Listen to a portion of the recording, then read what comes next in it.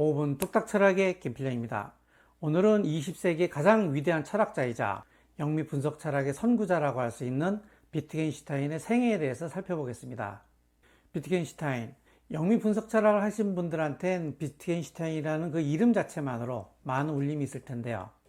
비트겐슈타인은 성격도 아주 특이했고 또 그런 만큼 그의 생애도 평범한과는 거리가 좀 멀었죠. 그래서 그에 관한 흥미로운 일화가 아주 많은데요. 비트겐슈타인은 1차 세계대전이 발발하자 오스트리아 군대에 자원 입대를 했어요. 그런데 겁이 너무 없는 거예요. 전장에서 제일 위험한 임무를 자원했을 뿐더러 아주 위험한 상황에서도 퇴각하지 않고 끝까지 진주를 고수하는 거예요. 그래서 훈장도 많이 받고 나중에는 장교로까지 승진을 했는데요. 더욱 놀라운 점은 전장에서 끊임없이 생각을 하고 끊임없이 글을 썼어요. 이때 그가 쓴 책이 바로 논리철학 논고예요. 이 책은 나중에 논리 실증주의자들의 바이블이 됐는데요. 비트겐슈타인이 어떤 상황에서 어떻게 글을 썼는지 짧은 영상을 하나 보시죠. What is that? It's a man! What, is he dead? No, sir! He's writing! Repeat! He's writing in a notebook! 비트겐슈타인은 1889년 오스트리아 빈에서 5남 3녀 중에 막내로 태어났는데요. 비트겐슈타인의 집안은 오스트리아 철강예술을 소유한 엄청난 부자였어요. 비트겐슈타인 궁에서는 매일 음악가들을 불러다가 연주에 갈렸는데요. 이때 초빙된 음악가가 브람스, 슈만, 말러, 발터, 슌베르크 등이었다고 하니 비트겐슈타인 집안이 얼마나 대단했는지 알만하죠. 그래서 그런지 비트겐슈타인의 형제들은 음악적 재능이 많았다고 하는데요.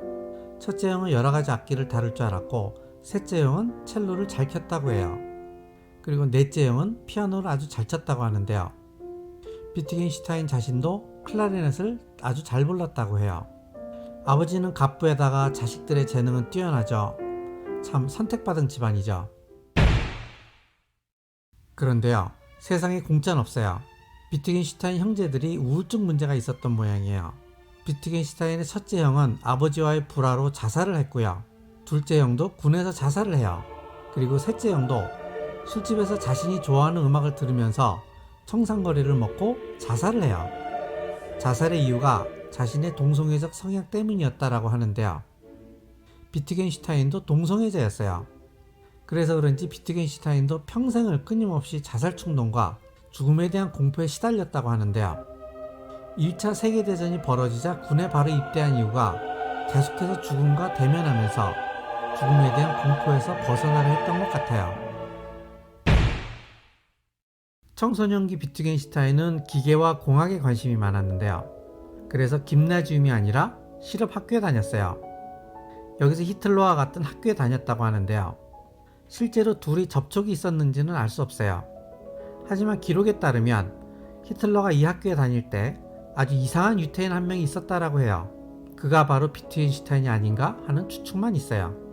이후 비트겐슈타인은 맨체스터 공과대학에서 항공공학을 연구하였는데요. 이때 러셀의 수학 원리를 읽었다고 해요. 러셀의 수리 철학에 매료된 비트겐슈타인은 캠브리지 대학에 있는 러셀을 찾아가는데요. 여기에서 러셀을 졸졸 쫓아다니면서 철학을 공부해요. 언젠가 한 번은 러셀과 논쟁을 벌였는데요. 러셀의 방에 코뿔소가 없다는 것이 확실한지 아닌지에 대한 논쟁을 벌였다고 해요.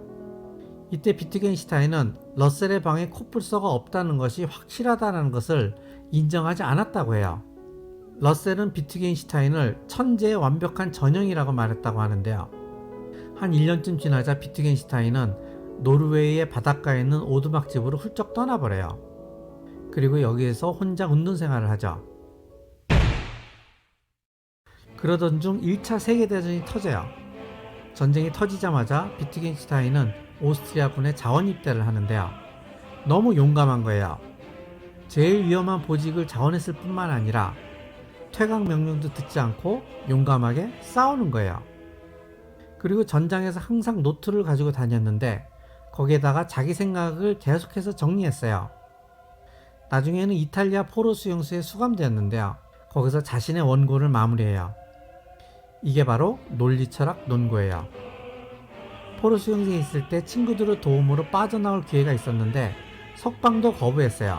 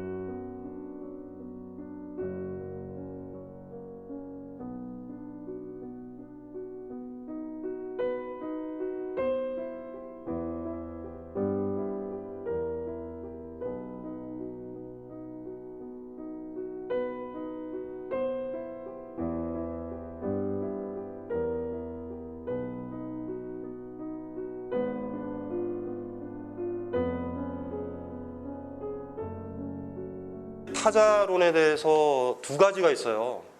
이제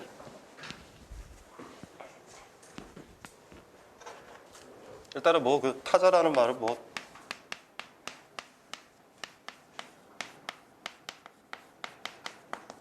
비트겐슈타인 정의가 제일 좋으니까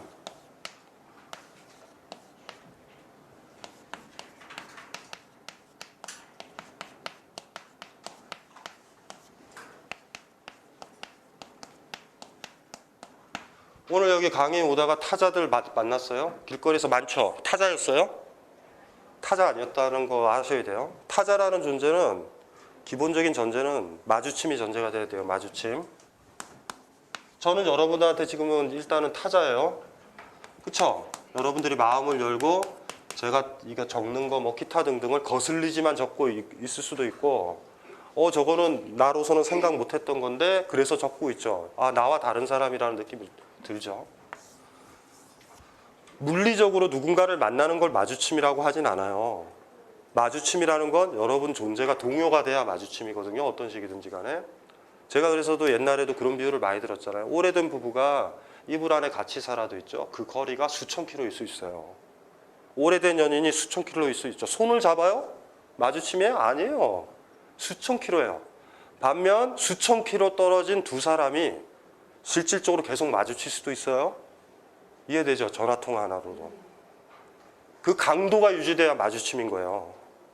그럴 때 우리는 타자라는 존재를 발견하거든요. 기본적으로 어떤 식으로? 나와 다르다라고.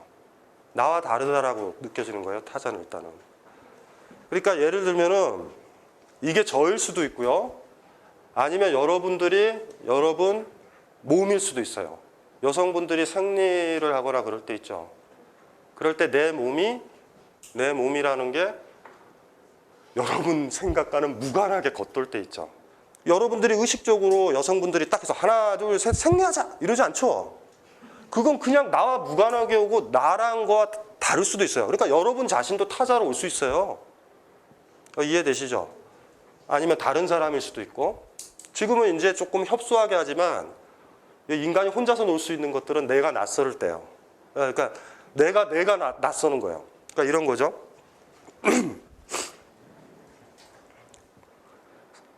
사랑하는 사람이 있었는데 그 사랑하는 사람이 떠나요. 어쨌든 뭐 유학을 가든 뭐 출장을 가든 한 10년간 떠나요. 그래서 나는 이렇게 생각했죠. 공항에서 엄청 울 것 같고 슬플 것 같고 공항에서 어떻게 나 혼자 돌아오지? 심지어 친구한테 연락을 했죠. 나 거기서 쓰러질 것 같기도 하고 정신을 못 차릴 것 같으니까 네가 와서 나를 좀 데리고 와줘라. 도움이 필요하다. 이럴 수 있죠. 뭐 이게 더 나을 수도 있어요. 있는 거예요. 이거는 그 느낌만 잡으시면 돼요. 네, 이게 타자요. 20세기 철학의 근본적인 화두는 사실 실질적으로 타자의 문제로 사실 다 환원이 돼요.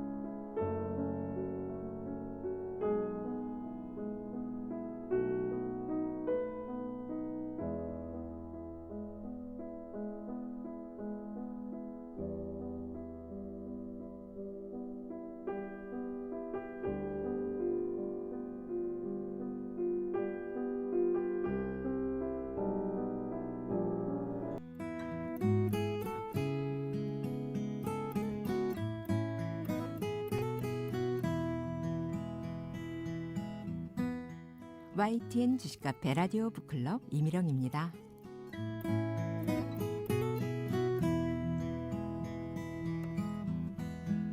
오스트리아 철강재벌 가문에서 태어나 철학을 공부하고 평생 단행본 한 권, 논문 한 편, 서평 한 편만을 발표했으며 20대 전쟁터에서 짧은 글 한 편을 완성한 뒤에 철학계의 총화로 떠오르지만 정작 본인은 철학의 모든 문제를 해결했다면서 상속받은 전 재산을 던져버리고 철학계를 떠나버린 20세기 최고의 천재 철학자가 있습니다. 루트비 비트겐슈타인이지요. 이후 평생 올바른 삶의 형식을 찾아 헤매면서 초등학교 교사로, 건축가로, 수도원으로, 교수로, 노동자로, 은둔자로 전전하다가 그들에게 전해주시오. 나는 멋진 삶을 살았다고 라는 마지막 말을 남기고 숨졌는데요. 러셀이 그의 글을 단 한 줄만 읽고서 천재성을 알아봤다고 할 정도로 비트겐슈타인의 글은 짧지만 힘이 넘칩니다. 그의 평전이나 그 가족들과 관련한 책들이 꾸준하게 나오고 있는 가운데 최근에는 그의 글에서 인상 깊은 문장들을 한 권으로 엮은 책도 나왔습니다. 몇 문장 읽어볼까요? 아직 자기 자신을 극복하지 못했다면 우리는 진리를 말할 수 없다. 하지만 우리가 진리를 말할 수 없는 것은 아직 충분히 영리하지 못해서가 아니다. 진리에 이미 거하는 사람만이 진리를 말할 수 있다. 아직 비진리에 머무르고 있는 자, 어쩌다 한번 비진리에서 진리로 손을 내미는 자는 말할 수 없다. 우리는 그저 자기가 무엇을 가지고 있는지만을 보지 자기가 무엇인지는 보지 못한다. 취미는 즐거움을 줄 수 있으나 감동시킬 수는 없다. 철학자란 자기 안에 수많은 지성의 병을 치료해야만 건전한 상식 개념에 도달할 수 있는 사람이다. 그리고요, 말할 수 없는 것에 대해서는 침묵하라라는 명언까지 20세기 천재 철학자의 울림 강한 글을 만날 수 있는 오늘의 책 비트겐슈타인의 인생 노트입니다.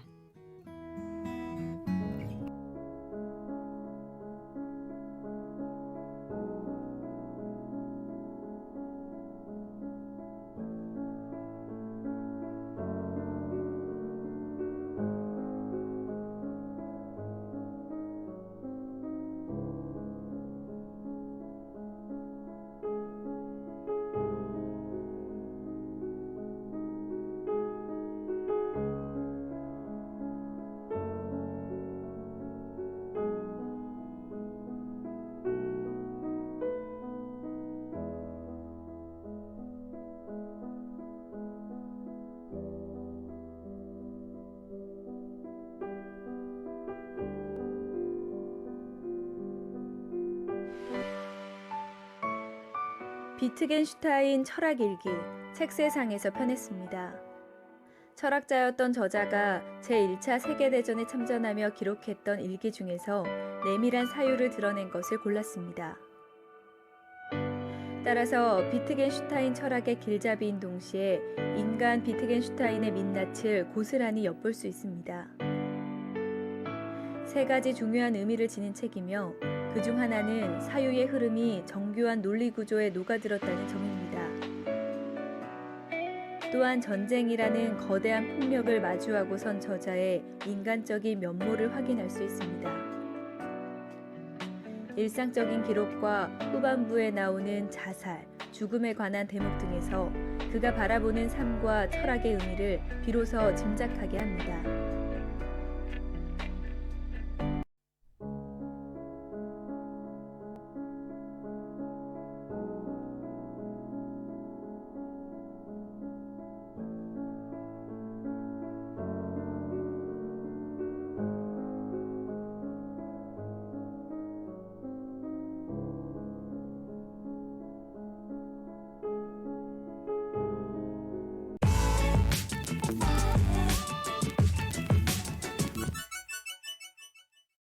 오분 뚝딱 철학의 김필영입니다. 21세기를 목전에 앞둔 1999년 타임지에 20세기에 영향력을 미쳤던 100인을 선정을 했는데요. 정치인으로는 처칠, 간디, 고르바초프, 히틀러, 호치민 등이 있고요. 연예인으로는 루이 암스트롱, 비틀즈, 찰리 채플린, 밥 딜런, 브루스 리 등이 있어요. 사상가로는 아인슈타인, 프로이트, 괴델, 튜링, 비트겐슈타인 등이 있어요. 철학자로서 유일하게 이름을 올린 사람이 바로 비트겐슈타인이에요. 오늘의 이야기는 비트겐슈타인인데요. 이견이 없을 수 없지만 20세기에 가장 영향력 있는 철학자 중에 한 사람으로 비트겐슈타인을 꼽는데 대부분의 사람들이 동의할 거예요.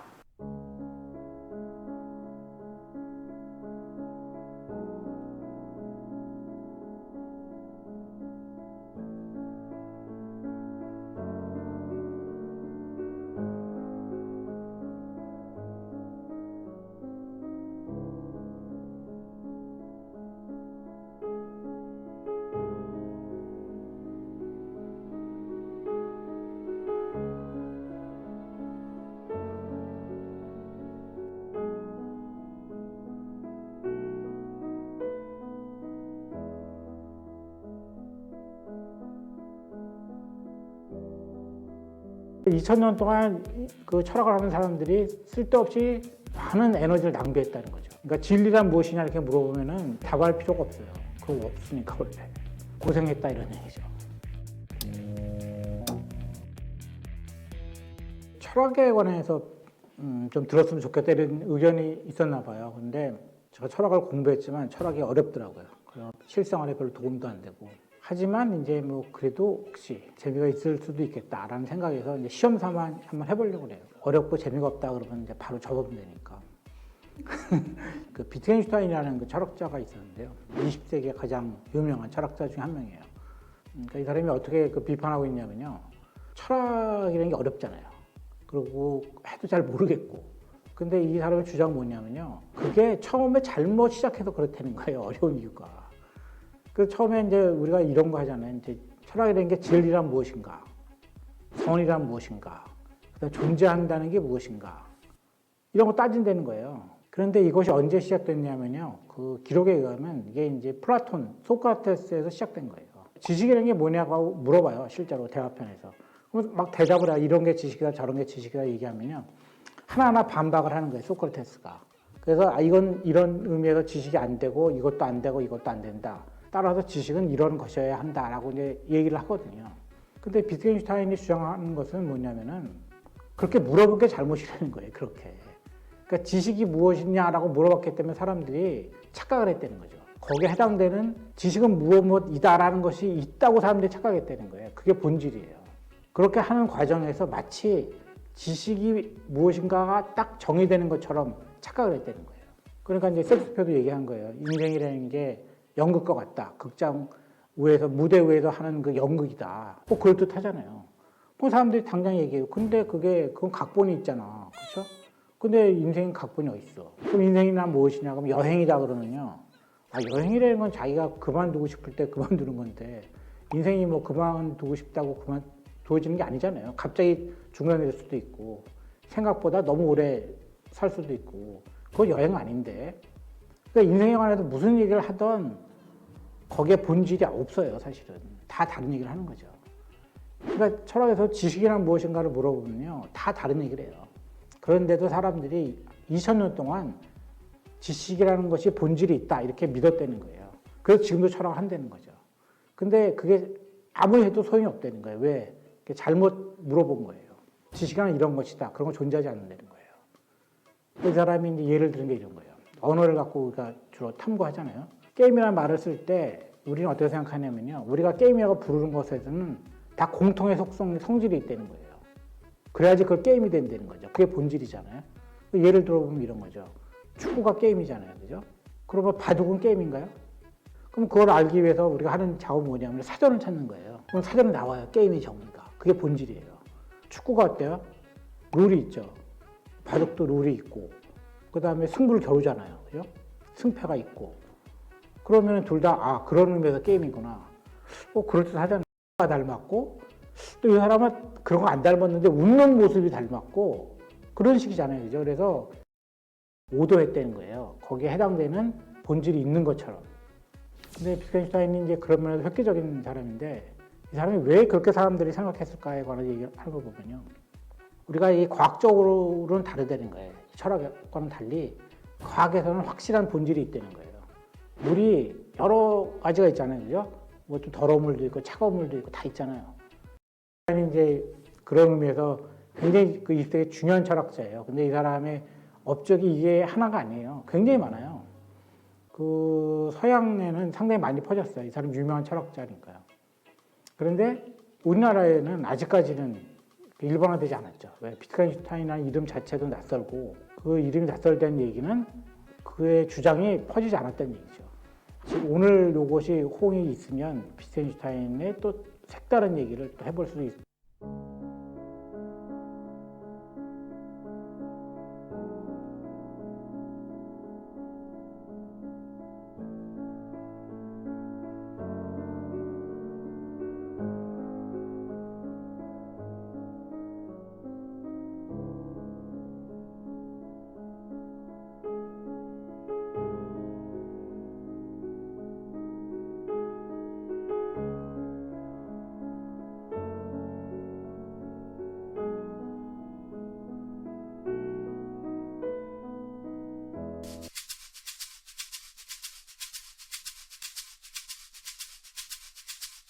A lot of unhappiness comes about in this world because we can't let other people know what we mean clearly enough. One of the philosophers who can help us with our communication problems is Ludwig Wittgenstein.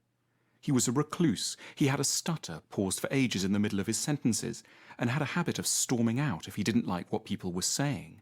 It was, weirdly, the ideal background for someone intent on studying how easily communication between people goes wrong. Ludwig Wittgenstein was born in Vienna in 1889, the youngest child of a wealthy, highly cultured but domineering steel magnate. 3 of Ludwig's 4 brothers took their own lives, and Ludwig himself was frequently troubled by suicidal thoughts. When he was young, he was interested in engineering. After studying at Cambridge, his father died, and he inherited a lot of money. He gave it all away, mainly to his already very rich relatives, and went to live in Spartan solitude in Norway. Then he started writing a book published in 1921 called Tractatus Logico-Philosophicus. It was a short, beautiful, and baffling work. The big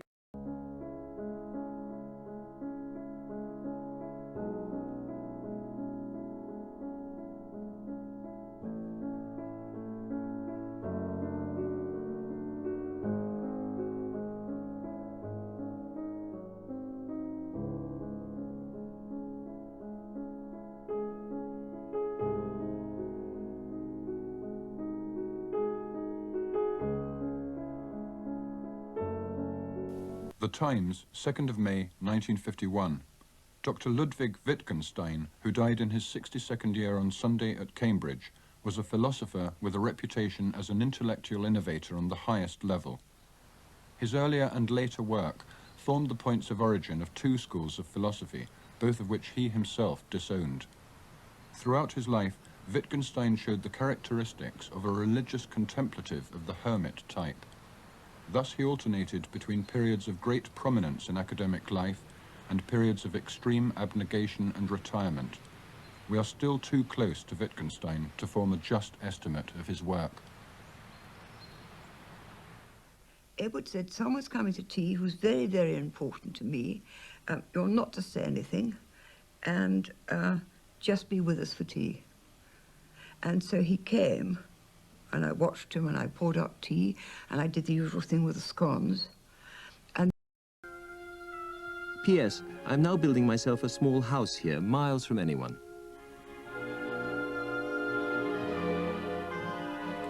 Ludwig went to Norway to work on his book in complete solitude. He built himself a small cabin on a rocky point jutting out into a fjord, and he lived all alone there in a heightened state of intellectual intensity, which verged on another stage in Ludwig's development, and he turned again to philosophy. If I remember correctly, he first worked in Norway on a new piece of philosophical writing, and then went to Cambridge again. There he was made Professor of Philosophy at Trinity College. Works of art for safety has also been destroyed, for the area saw some of the Hest fighting, and the houses at the Hochreit have been turned into a German headquarters. Even if my fears proved to be justified, it would no longer mean anything, for all things have lost their value in this terrible time of war, and one... During the final stages of his illness, Wittgenstein was unwilling to go into hospital. He went back to Cambridge to stay with Dr. Edward Bevan and his wife, Joan. in a house like this with lots of people coming and going, he'd walk into the house. I wouldn't stop and say, this is Wittgenstein. I never introduced him. He just barged past and went upstairs. And I never had to explain that was Wittgenstein, because I didn't. And I didn't have to explain there was someone, but he'd no more turn around and shake hands with anyone or anything like that. Oh no, that wasn't his. He seemed oblivious, as though he was walking through us. And we never had meals. Only once we had meals together when some Americans came. But normally he sat at breakfast facing a window, not speaking to anyone. And there'd be people, my children, coming in and out. But we never spoke to him. He was just the man in the corner. 76 Storey's Way, Cambridge, 16th April 1951. Dear Malcolm, an extraordinary thing has happened to me. About a month ago, I suddenly found myself in the right frame of mind for doing philosophy. I had been absolutely certain that I'd never be able to do it. It's the first time after more than 2 years that the curtain in my brain has gone up. Of course, I've only worked for about 5 weeks, and it may all be over by tomorrow, but it bucks me up a lot now. Give my love to everybody. Affectionately, Ludwig.